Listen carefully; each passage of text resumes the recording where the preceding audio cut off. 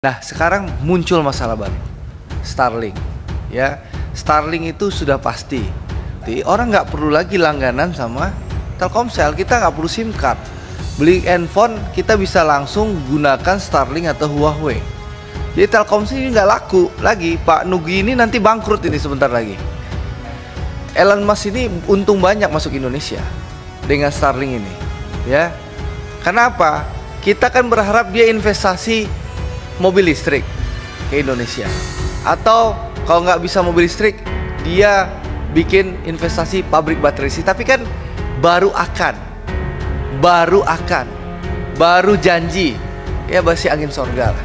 Tapi Elon Musk kan sekarang ngambil untung banyak nih Pak, ya seharusnya, mohon maaf ya, seharusnya Menteri Kesehatan Pak BGS itu harusnya kerjasama dengan Telkom soal pelayanan puskesmas itu 3.400 puskesmas. Apalagi kan Kementerian Kominfo baru meluncurkan satelit baru kan banyak bisa. Starlink ini untung banyak di Indonesia. Belum apa-apa, tadi disampaikan teman-teman, dia belum buka perusahaan perusahaan Starlink Indonesia belum ada, kantornya belum ada bayar pajak, semuanya dia bisa dapat untung dengan Kementerian Kesehatan. Nah, jangan sampai Starlink ini masuk ya. Starlink ini masuk juga tapi merugikan dan menghancurkan Telkom kita. Nah, saya minta kalau Bapak mau libatkan asing cukup paling banyak 15%, Mak. 15%. Karena duit Bapak banyak kok. Bapak sebenarnya nggak butuh asing kok. Jangan sampai kita dibego-begoin, dibodoh-bodohin gitu loh. Sebenarnya tadi Pak Haris, Tante Evita dan juga Teh Rike sudah menjelaskan banyak hal, bahwa ada pertanyaan besar kita soal Starlink. Tapi percuma sebenarnya kita ngomel-ngomel sama Pak Rike ini, karena Pak Rike ini kan hanya direksi BUMN. Nah, saya mengusulkan langkah yang konkret Pak, karena contoh Pak Haikal, kita sudah bicara soal over the top ini sudah berulang-ulang. Ini salah satu nih, sebelum masalah kita masuk Starlink, Telkom ini masalahnya over the top. Ya, dia salah satunya sebelum masuk Starlink ya, dia investasi 10 triliun setiap tahun, bikin fiber optik, bikin infrastruktur internet, tapi yang menikmati Netflix ya, yang menikmati Facebook ya, yang sekali lagi tidak ada aturannya soal over the top. Nah sekarang muncul masalah baru, Starlink ya. Starlink itu sudah pasti Pak Nugi sebentar lagi bisa bangkrut. Telkomsel ini ya, kalau layanan langsung ke pelanggan seluler, jadi bukan hanya Starlink nanti yang akan jadi musuh Telkomsel. Tadi beliau sudah menyampaikan Huawei, kan beliau nggak jemput perusahaannya. Huawei juga sudah melakukan satelit seperti Starlink. Jadi nanti orang nggak perlu lagi langganan sama Telkomsel, kita nggak perlu SIM card. Beli handphone kita bisa langsung gunakan Starlink atau Huawei. Jadi Telkomsel ini nggak laku lagi. Pak Nugi ini nanti bangkrut ini sebentar lagi. Ya. Nah, untuk itu sekali lagi pimpinan, supaya kita nggak mubazir rapat ini, secara resmi saya mengusulkan kepada pimpinan Pak Haikal yang berpeci ini, untuk kita rapat gabungan Komisi 6 dengan Komisi 1 bersama dengan Menteri Menkominfo dan Menteri BUMN, melibatkan Telkom dan anak perusahaannya. Ya, boleh dengan KPPU. Supaya apa? Supaya masalahnya bisa terurai, masalahnya bisa selesaikan satu persatu. Bicara over the top, saya sudah langsung bicara dengan Pak Menteri Menkominfo maupun dirjennya Pak Wayan ya, dirjennya kalau nggak salah ya, bahwa intinya apa? Saya lihat Kementerian Kominfo dengan dirjennya Pak Wayan waktu itu oke soal aturan over the top, tinggal penyempurnaan. Ya, waktu itu saya bicara Pak Nugi ada di situ. Ya, saya sudah langsung sampaikan. Jadi menurut saya supaya kita nggak mubazir, supaya efektif dan efisien pimpinan, saya mengusulkan dalam RDP hari ini kesimpulannya, mengusulkan agar Komisi 6 bersama-sama dengan Komisi 1 melakukan rapat gabungan agar bisa mengundang Menteri Menkominfo, Menteri BUMN, KPPU dan juga pihak Telkom dan anak perusahaan supaya kita urai. Karena sekali lagi mubazir, Teh Rike mau ngoceh-ngoceh tadi nggak ada gunanya gitu, paling dikutip media. Tapi kita nggak punya legacy konkret. Nah, legacy konkretnya apa?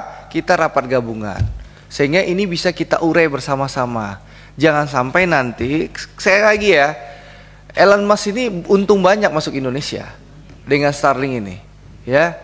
Kenapa? Kita kan berharap dia investasi mobil listrik ke Indonesia, atau kalau nggak bisa mobil listrik, dia bikin investasi pabrik baterai listrik. Tapi kan baru janji, ya masih angin sorga lah. Tapi Elon Musk kan sekarang ngambil untung banyak nih Pak, ya. Ya seharusnya, mohon maaf ya, seharusnya Menteri Kesehatan Pak BGS itu harusnya kerjasama dengan Telkom soal pelayanan puskesmas itu 3.400 puskesmas. Apalagi kan Kementerian Kominfo baru meluncurkan satelit baru kan banyak bisa. Benar nggak Pak? Saya tanya. So, mohon izin pimpinan boleh interaktif sebentar nggak? Pihak Telkom bisa melayani nggak 3.400 puskesmas itu Pak? Butuh Starlink atau cukup Telkom melayani Pak? Pakai mic dong Pak, jawab Pak, jangan takut Pak.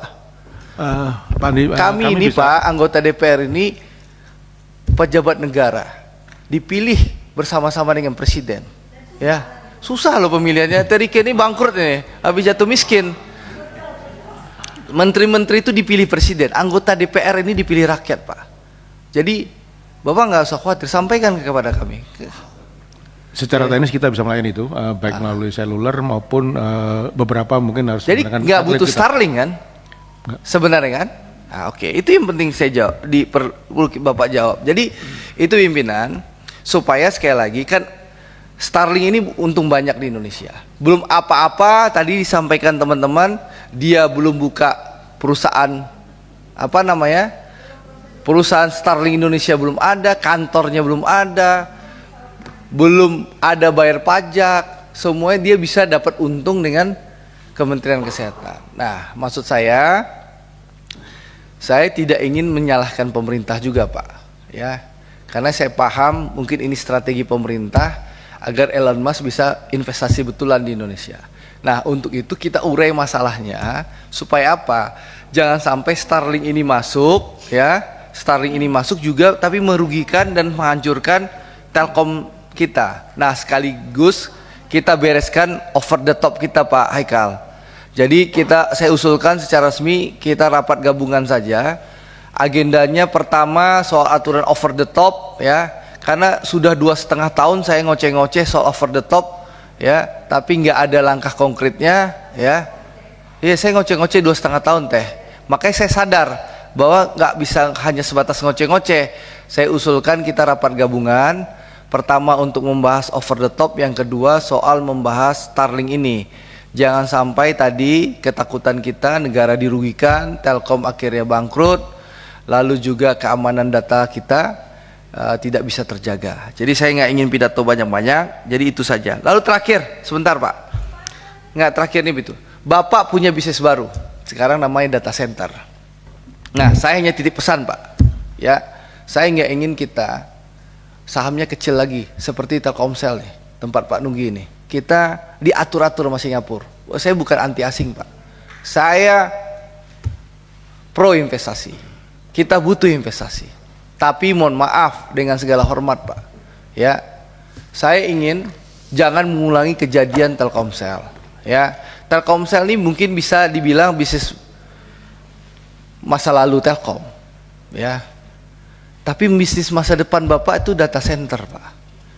Nah, tolong saya minta kalau Bapak mau libatkan asing cukup paling banyak 15% Pak. 15%. Karena duit Bapak banyak kok. Bapak sebenarnya nggak butuh asing kok. Kalau mau butuh sebatas investasi data center di Batam, mau di Kerawang, di mana tuh data center itu? Dimanapun Bapak nggak butuh apa? Cikarang ya? Cikarang, Batam, dimana-mana Bapak nggak butuh kok asing. Singapura Bapak nggak butuh. Tapi mungkin ini strategi pemasaran. Tapi saya minta maksimal 15%. Supaya apa? Supaya Bapak bisa ngatur sendiri perusahaan Bapak. Nggak diatur-atur orang Singapura terus itu loh. Kan pusing Pak Nugi itu. Mau nambah capex pusing. Maunya opex terus itu kan. Karena susah. Ya Pak Nugi. Nah, karena dikit-dikit lapor Singapura. Nah, iya makanya teh. Karena masa depan Telkom ini adalah data center. Bisnis duitnya Pak Ririk ini nanti ke depan data center. Nah, saya mengingatkan dari awal, jangan sampai kita dibego-begoin, dibodoh-bodohin, gitu loh. Supaya nanti, oh asing terlibat, akhirnya sahamnya gede. Padahal Bapak sebenarnya nggak butuh asing, hanya butuh asing untuk partner bisnis supaya memasarkan produk Bapak. Jadi saya saya minta nih Pak, maksimal 15%. Kalau ada pejabat negara yang menekan Telkom, sampaikan ke Komisi 6. Ya, saya yakin kok Presiden Prabowo Subianto pro NKRI, pro sama Telkom. Ya dong. Itu presidennya Prabowo Subianto. Terima kasih Pak. Wassalamualaikum warahmatullahi wabarakatuh.